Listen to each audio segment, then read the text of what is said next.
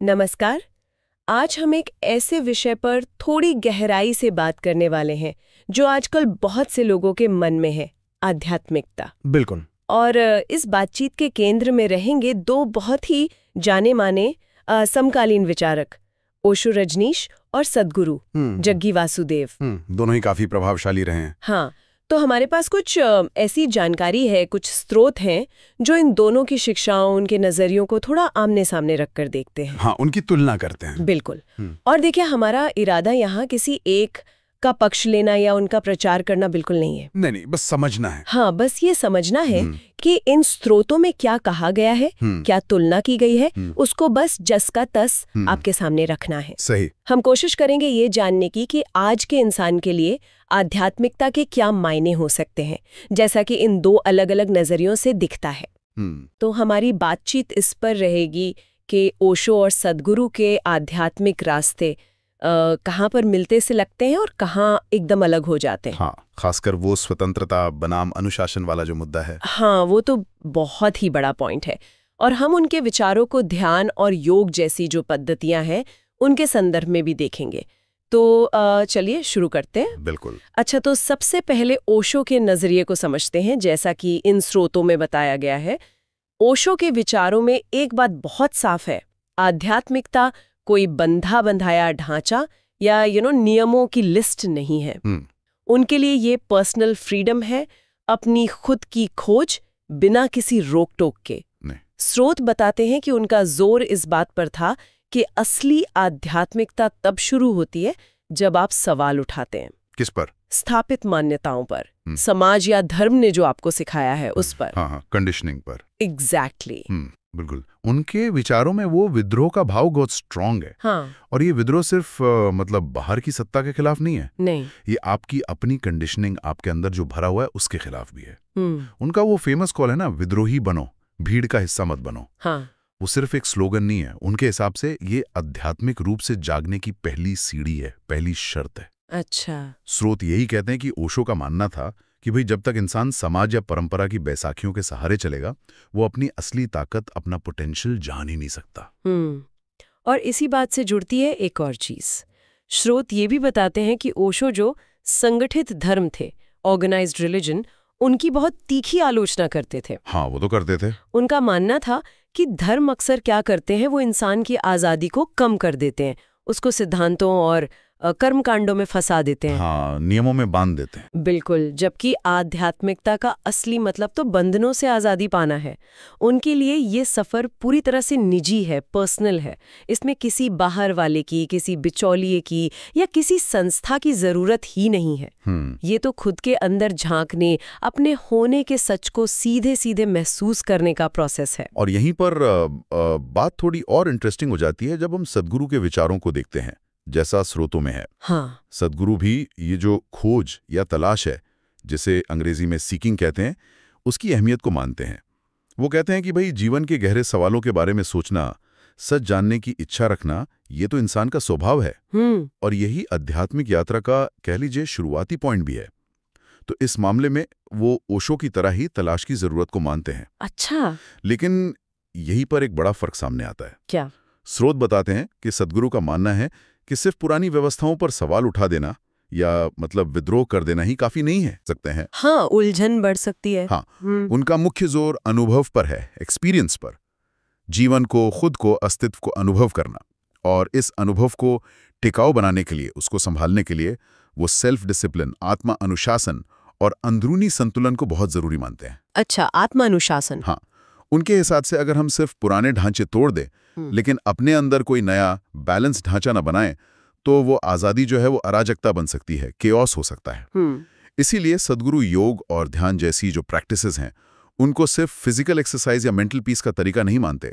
स्रोत उनको आंतरिक इंजीनियरिंग के टूल्स या टेक्नोलॉजी की तरह बताते हैं। आंतरिक इंजीनियरिंग, ये इंटरेस्टिंग है। हाँ, मतलब ऐसी विधियां जिनसे इंसान अपनी एनर्जी, अपने मन, अपनी भावनाओं को होशपूर्वक, कॉन्शियसली मैनेज करना सीख सकता है, ताकि वो बाहर के हालात चाहे जैसे भी हों, अंदर से स्थिर रह सके, आनंदित रह सके।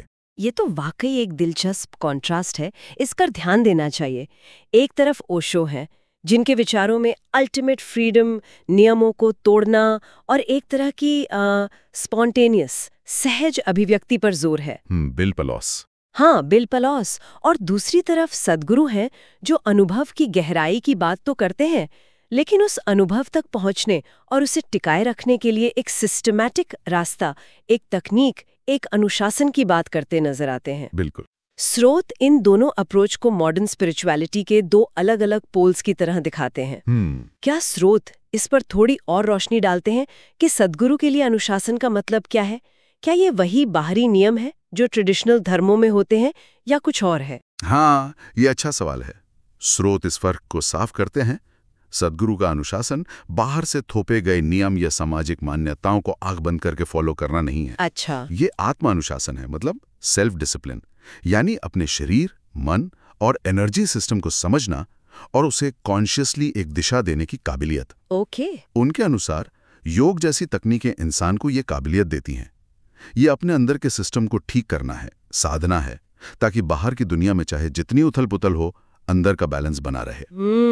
उनका तर्क ये है कि सच्ची आज़ादी तभी मुमकिन है जब इंसान अपने ही मन, अपनी भावनाओं, अपनी एनर्जी का गुलाम ना हो, बल्कि उनका मालिक हो, और इसके लिए एक सिस्टमैटिक प्रैक्टिस की जरूरत है। तो एक नजरिया है कि स्वतंत्रता अनुशासन के न होने में है, और दूसरा कि सच्ची स्वतंत्रता अंदरूनी अनुशासन से ही आती है। वाह, अब बात और भी दिलचस्प हो रही है जब हम ध्यान और योग के टॉपिक पर आते हैं। हाँ, यहाँ पर तो मतभेद और भी साफ दिखते हैं। हाँ, स्रोतों के अनुसार ओशो के हवाले से वो बताते हैं कि ध्यान कोई करने वाली चीज नहीं है, कोई तकनीक या मेथड नहीं है।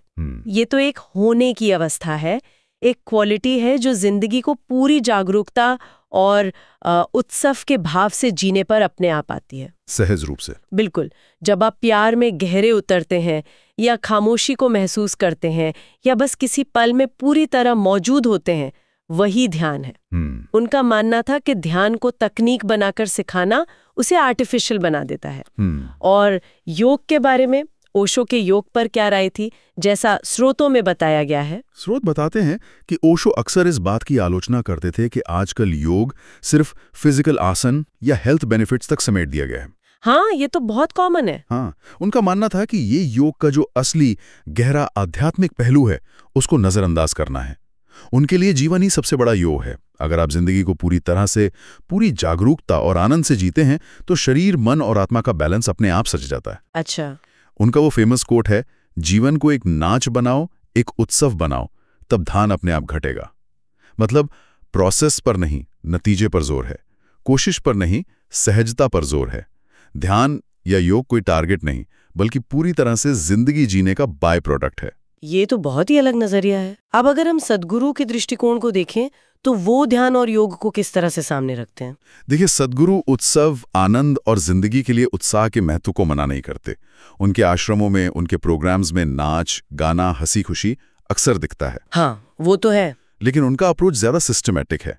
स्रोत बताते हैं कि उनका मानना है कि इस आनंद और उत्साह को परमानेंट बनाने के लिए, उसे जिंदगी का एक नेचुरल हिस्सा बनाने के लिए इंसान को अपने अंदरूनी यंत्र यानी शरीर, मन और ऊर्जा को समझना और साधना होगा। वही आंतरिक इंजीनियरिंग वाली बात। हाँ, अगर हम इसे थोड़े बड़े पिक्चर में देखें, तो सद्गुरु के लिए योग और ध्यान सिर्फ फिलोसॉफिकल कॉन्सेप्ट्स नहीं है, बल्कि ये ठोस तकनीकें हैं, टेक्नोलॉजीज हैं। टेक्नोलॉजीज। हाँ, ऐसी विधियां हैं जिनका एक साइंटिफिक बेस है और जिनके रेगुलर अभ्यास से इंसान अपनी एनर्जी को कॉन्शियसली मैनेज कर सकता है, अपनी अवेयरनेस बढ़ा सकता है और अंदरूनी बैलेंस बना सकता है। अच्छा। उनका तर्क है कि अगर आपका अंदर का सिस्टम बैलेंस्ड और एनर्जेटिक नहीं है, तो बाहर की दुनिया से मिलने वाला मजा या उत्सव टेम्परेरी होगा और आप हमेशा हालात पर डिपेंड रहेंगे। बात तो सही लगती है। इसलिए उनके अनुसार योग का अनुशासन यानी एक सिस्टमैटिक और डेडिकेटेड प्रैक्टिस परमानेंट अंदरूनी खुशी और आज़ादी के लिए जरूरी है। ये कोई बाहरी नियम नहीं, बल्कि अपनी कैपेसिटी को पूरी तरह से इस्तेमाल करने का विज्ञान है। तो यहाँ भी वही फंडामेंटल फर्क दिख रहा है, एक सहजता, उत्सव और होने पर जोर दे रहा है। हाँ, बीइंग पर। जबकि दूसरा कॉन्शियस प्रैक्टिस, तकनीक और करने के जरिए उस अवस्था तक पहुंचने का रास्ता बता रहा है। बिल्कुल। ऐसा लगता है कि ओशो के लिए ध्यान और योग जिंदगी जीने की कला का नतीजा है, जबकि सद्गुरु के लिए वो उस कला को मुमकिन बनाने वाले टूल्स हैं। बिल्कुल सही कहा। स्रोतों के अनुसार ओशो मानते थे कि तकनीकें मन को और उलझा सकती हैं, जबकि सद्गुरु का मानना है कि सही तकनीकें मन को साधने और उससे पार जाने में मदद कर सकती हैं। ये नजरिए का एक बुनियादी फर्क है। हमने देखा कि स्वतंत्रता बनाम अनुशासन और ध्यान योग की विधि को लेकर ओशो और सद्गुरु के विचारों में काफी साफ अंतर हैं, जैसा कि हमारे स्रोतों में बताया गया है। रास्ते अलग अलग दिखते हैं, लेकिन क्या स्रोत इस तरफ भी इशारा करते हैं कि इन अलग अलग रास्तों के बावजूद क्या कोई कॉमन मंजिल या एक जैसा लक्ष्य भी है जिस पर दोनों शायद सहमत हों? हाँ, ये एक अहम सवाल है। तो इन सब बातों का निचोड़ क्या निकलता है? अगर हम इसे समेटें तो स्रोत बताते हैं कि ओशो का रास्ता है स्वतंत्रता का, सामाजिक और मानसिक बेड़ियों से मुक्ति, जो कुछ भी स्थापित है उस पर बेधड़क सवाल उठाना, विद्रोह का जज्बा और जिंदगी को हर पल एक सेलिब्रेशन की तरह जीना। हाँ, एक तरह का आंतरिक विस्फोट। बिल्कुल। उनके लिए आध्यात्मिकता किसी भी बाहरी अथॉरिटी या नियम से पूरी तरह आजाद है। वहीं दूसरी ओर सद्गुरु का रास्ता अनुभव और संतुलन का है। स्रोत दिखाते हैं कि उनका जोर जीवन को पूरी अवेयरनेस, जिम्मेदारी और कैपेबिलिटी के साथ जीने पर है। उनके लिए आत्म अनुशासन, खासकर योग और ध्यान जैसी सोफिस्टिकेटेड टेक्निक्स के जरिए अपने शरीर, मन और ऊर्जा को साधना, इस अवेयरनेस, बैलेंस और आखिर में मुक्ति को पाने का एक प्रैक्टिकल और साइंटिफिक तरीका है। एक स्टेप बाय स्टेप प्रोसेस जैसा। हाँ, एक क्रमिक सचेतन विकास की प्रक्रिया कह सकते हैं। निकल कर आता है वो काफी गहरा है। ऐसा लगता है कि रास्तों और तरीकों में इतने साफ अंतर होने के बावजूद दोनों विचारक एक मूल लक्ष्य पर सहमत है, और वो है स्वयं को जानना। एग्जैक्टली। अपनी असली पहचान को जानना, उस अल्टीमेट सच को अनुभव करना जो सारी बाहरी पहचानों और कंडीशनिंग से परे है। बिल्कुल। स्रोतों का सार यही निकलता है। जो मेन फर्क है वो उस परम लक्ष्य तक पहुंचने के साधन, अप्रोच या कह लीजिए यात्रा के स्टाइल में है। स्टाइल? अच्छा। हाँ, ओशो का रास्ता सहजता, विद्रोह और उत्सव के जरिए उस जानने तक ले जाता है जहां अनुशासन को शायद एक रुकावट की तरह देखा जा सकता है, जबकि सद्गुरु का रास्ता सचेतन कोशिश, संतुलन और अंदरूनी तकनीक के इस्तेमाल से होकर जाता है, जहां अनुशासन को स्वतंत्रता पाने का एक साधन माना जाता है। अगर हम उनके फाइनल मैसेजेस को देखें, जैसा स्रोतों में बताया गया है, तो वो भी इसी फर्क को दिखाते हैं। ओशो का निचोड़ संदेश लगता है, स्वतंत्र रहो, सवाल करो, जीवन को उत्सव की तरह जियो। हाँ, ये पूरी तरह से उनकी उस बेलौस आजादी और आनंद की भावना को दिखाता है। और सद्गुरु का फाइनल संदेश लगता है, अनुभव करो, अपने शरीर मन रूपी यंत्र को साधो, जागरूकता और जिम्मेदारी से जियो। बिल्कुल, ये उनके अनुभव, संतुलन, इंटरनल टेक्नोलॉजी और कॉन्शियस लिविंग पर जो जोर है उसको हाईलाइट करता है। ये दोनों ही नजरिए अपनी अपनी जगह बहुत पावरफुल लगते हैं और यकीनन लाखों लोगों को इंस्पायर करते रहे हैं। हाँ, और यहीं एक जरूरी सवाल उठता है, खासकर आज की जो कॉम्प्लेक्स और भागदौड़ वाली जिंदगी है उसके कॉन्टेक्स्ट में। क्या आध्यात्मिकता के ये दो रास्ते, परम स्वतंत्रता और सचेतन अनुशासन, वाकई में एक दूसरे के एकदम उलट हैं, बिल्कुल ऑपोजिट?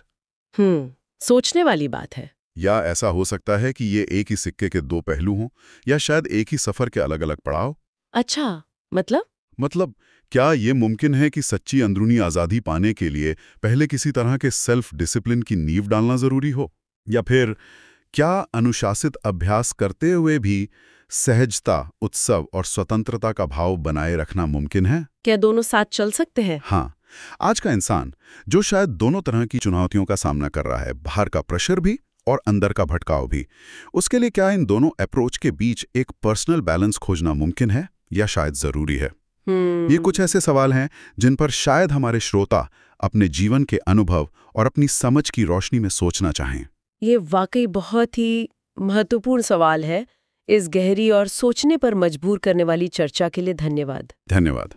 उम्मीद है कि ओशो और सद्गुरु के विचारों पर आधारित ये जो विश्लेषण हमने किया, जैसा कि हमारे स्रोतों में दिया गया है, ये श्रोताओं को आज के दौर में आध्यात्मिकता की ज़रूरत और उसके अलग अलग पहलुओं पर नए सिरे से सोचने के लिए कुछ काम की बातें देगा।